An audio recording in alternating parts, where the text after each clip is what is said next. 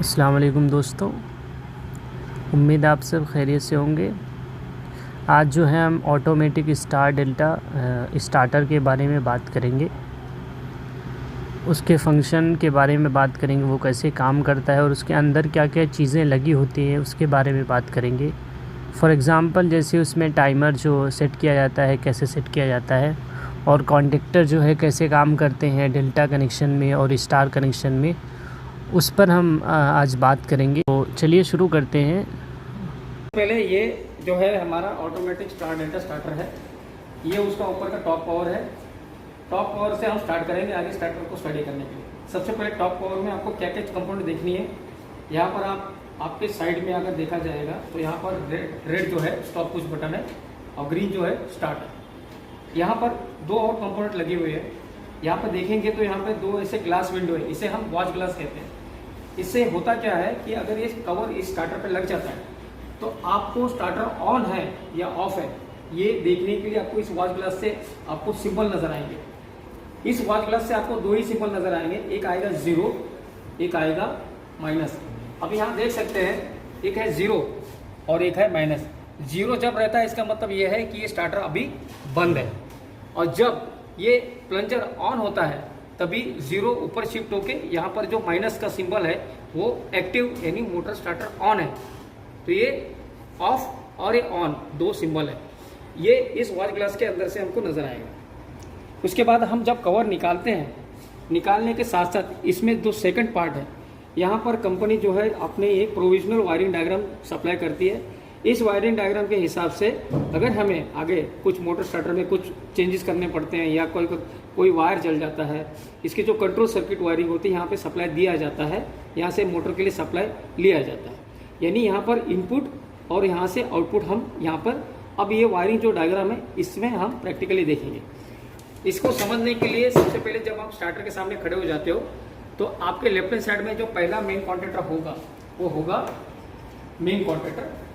बीच वाला जो रहेगा ये रहेगा आपका डेल्टा कॉन्टेक्टर, और लास्ट में जो बचा रहेगा ये रहेगा आपका स्टार कॉन्टेक्टर।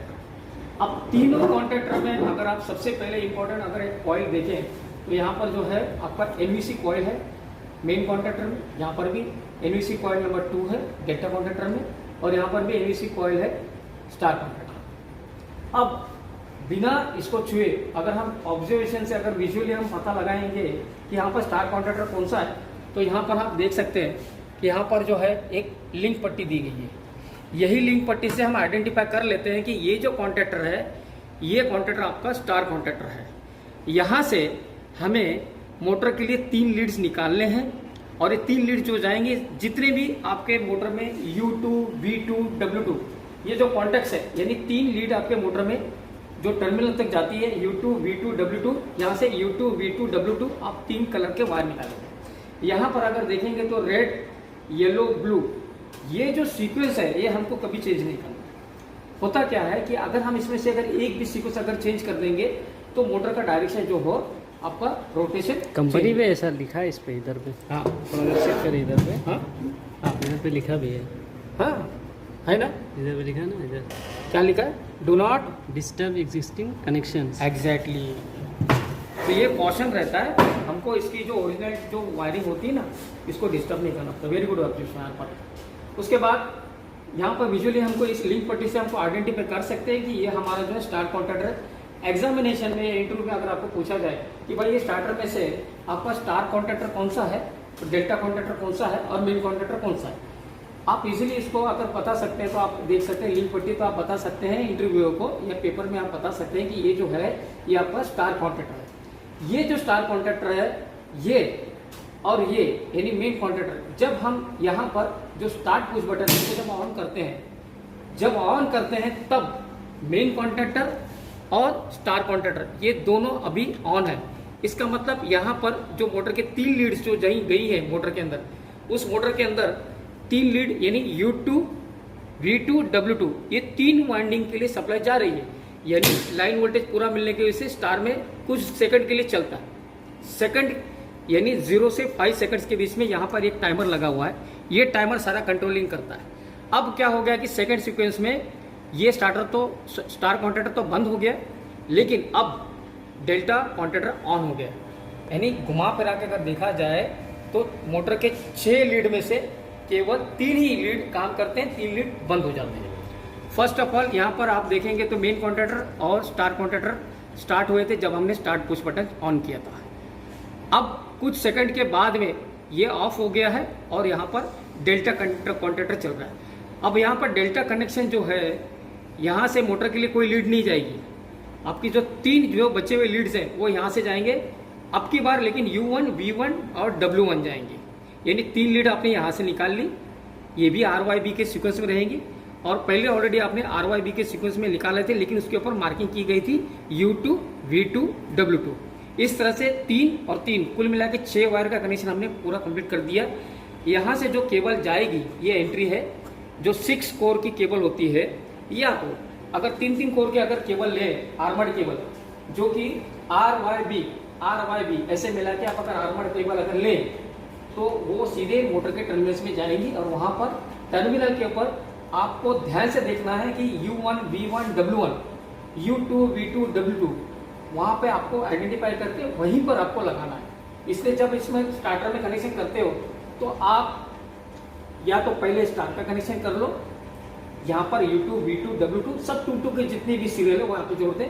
उसके बाद U1, V1, W1 यहाँ पे 3 वायर जोड़ दें। अब ये तो मोटर की आउटपुट हो गई। अब बचा हमारा लाइन, ये जो दिख रहा है आपको 3 फेस का हमने केबल यहाँ पे जोड़ा। यहाँ पे रेड, येलो और ब्लू होते हैं।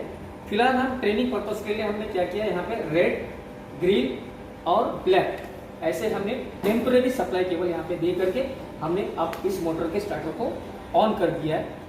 अब सवाल यह है कि इसको ऑटोमेटिक स्टार्टर क्यों कहते हैं। उसका कारण ऐसा है कि इस स्टार्टर में बेसिक जो स्टार्टर है जिसे हम DOL स्टार्टर यूनिट कहते हैं, ये यूनिट के साथ में 2 कॉन्टैक्टर और भी लगे हैं। ये कॉन्टैक्टर में अगर आप देखें तो ये जो हिस्सा है इसमें नहीं है, क्योंकि ये मेन कॉन्टैक्ट होने की वजह से इसमें ये जो हिस्सा है इसे कहते हैं रिले। यहाँ पर रिले की आवश्यकता नहीं है, यहाँ पर रिले की आवश्यकता नहीं है, क्योंकि ये ओनली कॉन्टैक्टर्स हैं।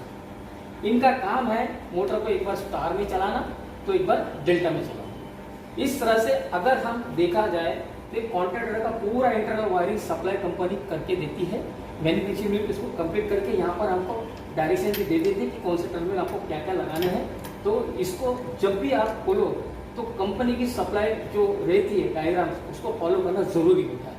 सेकंड थिंग, हमारा क्वेश्चन ये है कि कौन सा ऐसा कंपोनेंट इस स्टार्टर में लगा है जिसकी वजह से इस ऑटोमेटिक स्टार्ट डेटा को हम ऑटोमेटिक कहते हैं।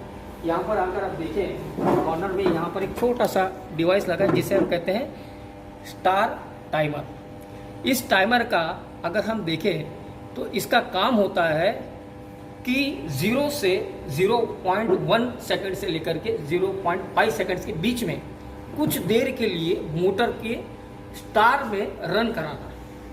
अब स्टार में रन कराने का उद्देश्य क्या होता है कि जो हमारी 3 फेस मोटर जो होती है, ये मोटर जब आइडल यानी बंद अवस्था में होती है, इससे हमें स्टार्ट करने के लिए लाइन करंट हमको काफ़ी ज़्यादा होने लगता है। इस वजह से मोटर जो है ओनली फॉर स्टार्टिंग पर्पस के लिए कुछ वाइंडिंग का हिस्सा, यानी अगर 6 कॉइल हैं तो 6 में से केवल 3 कॉइल जो होंगे वो स्टार में जुड़ेंगे।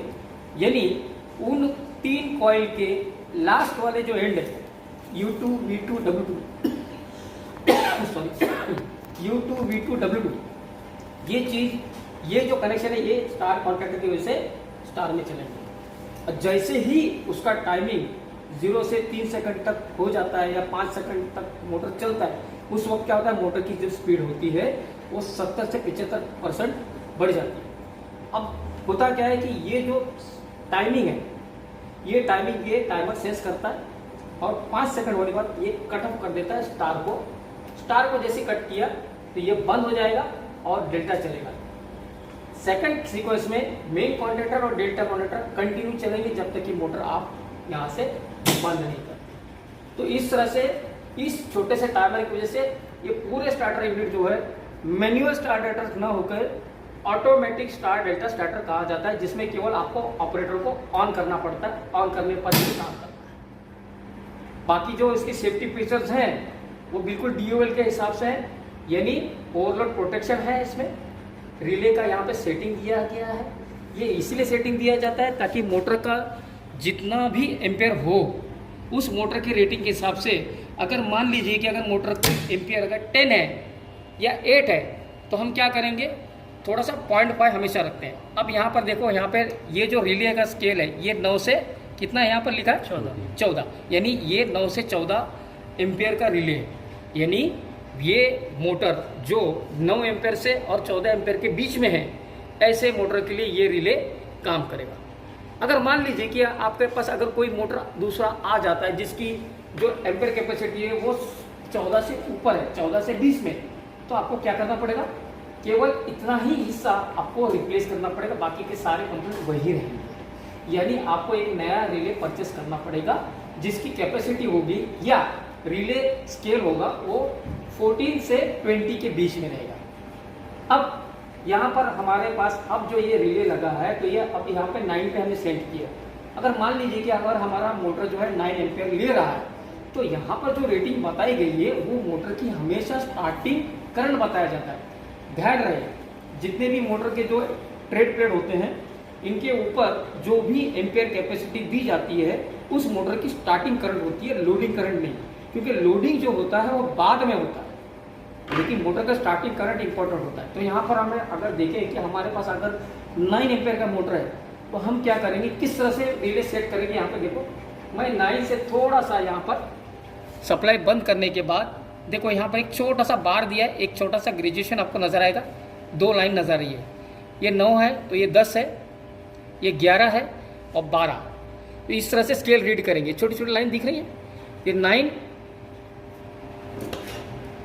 देखो ये 9 है, ये एक लाइन, ये 2 लाइन है ना, 9 और 12 के बीच में 2 है, तो ये 9, 10, 11, 12। तो मैं क्या करूँगा, अब 10 पे तो नहीं रख सकता, मेरे को खाली 0.5 रखना है, तो मैं क्या करूँगा 9 और इस बार के लाइन के बीच में हल्का सा मैं बीच में दोनों के बीच में रखूँगा, ना पूरे बार पे रखूँगा ना पूरे 9 पे रखूँगा, 0.5 का डिफरेंस करके। इससे क्या होगा कि अगर मेरी मोटर किसी कारण की वजह से अगर ओवरलोड हो जाती है, अगर ओवरलोड हो जाती है या तो फिर अगर वो किसी कारण की वजह से वाइंडिंग शॉर्ट हो जाती है, तो हमारा जो रिले यूनिट है इसमें लगे हुए बायोमेटल स्ट्रिप या जो हमारी ये एनवीसी कॉइल है, इसके मैग्नेटिक फील्ड में डिस्टर्बेंस यानी वेरिएशन आ जाएंगे, ये और रिले दोनों ही मोटर को सेफली ऑफ कर देंगे। इससे होगा क्या कि हमारी जो मोटर है जलने से बच जाएगी। तो इस तरह से हम ऑटोमेटिक स्टार्टर की स्टडी कर सकते हैं। लास्ट में मैं इतना ही कहना चाहता हूँ, जब भी आप इंडस्ट्रियल में काम करते हो तो जो मोटर की कवर होगी चाहे जिस भी कंपनी का होगी, तो यहाँ पर आपको सपोर्टिव डायग्राम एक बार आप जरूर पढ़ें, उसके इंस्ट्रक्शन फॉलो करें। इसी इंस्ट्रक्शन के हिसाब से इसमें जो भी दी जाएगी उसको हमेशा ध्यान में रखना है। कोई भी इलेक्ट्रिशियन जो है एक्सपीरियंस के हिसाब से इसकी वायरिंग कर सकता है, लेकिन जब शुरुआती दौर में जब हम as a beginner as a learner हम स्टडी करते हैं उस समय हमको ये इंस्ट्रक्शन समझने पड़ते हैं। ओवर कॉन्फिडेंस करने की जरूरत नहीं है, इसलिए कंपनी यहाँ पे क्वेश्चन दिया है, please follow the instruction and do not disturb the existing wiring. इसका सीधा सीधा मतलब होता है कि आपको जो इंस्ट्रक्शन दिया है उसी के हिसाब से आप इसकी वायरिंग करें। तो आज हमने ऑटोमेटिक स्टार डेल्टा स्टार्टर के बारे में सीखा। उम्मीद है आपको ये वीडियो पसंद आया होगा और इस वीडियो के माध्यम से आपको स्टार्टर के बारे में बहुत कुछ जानकारी मिली होगी, उसके बेसिक फंक्शन, वो कैसे काम करता है, उसके अंदर के जो कंपोनेंट हैं उसके अंदर लगे वो कैसे काम करते हैं, रिलेज़ का टाइमर कब और कैसे सेट किया जाता है, इसके बारे में आपको जानकारी हो गई होगी। तो लास्ट तक वीडियो देखने के लिए आपका शुक्रिया।